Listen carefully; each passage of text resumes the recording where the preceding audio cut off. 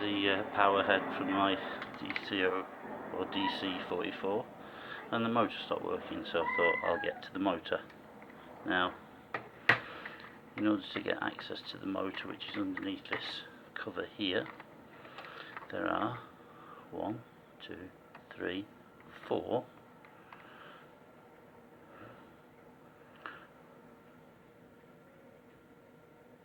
torx headed bits. You can see those.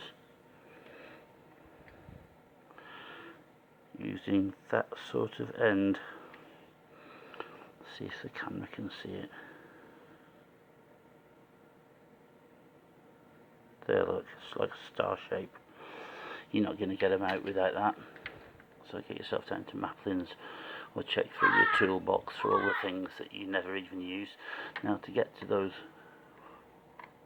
screw holes, what you're going to find is that there is an interesting piece of plastic sat on top of it, which is this shenanigans here, which normally moves with the roller.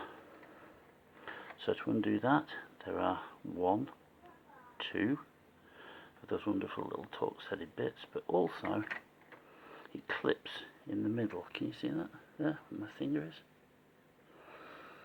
And where it clips is actually onto the plastic assembly that the beats as it sweeps, as it cleans thing sits inside. So it clips on there.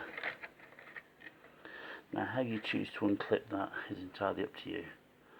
You can extract the whole plastic assembly from the chassis and work at it from the back, or you can make a leap of faith and try and undo it by gentle levering. But remember, it is plastic, okay? And it's retained with those two lugs there on the back, see?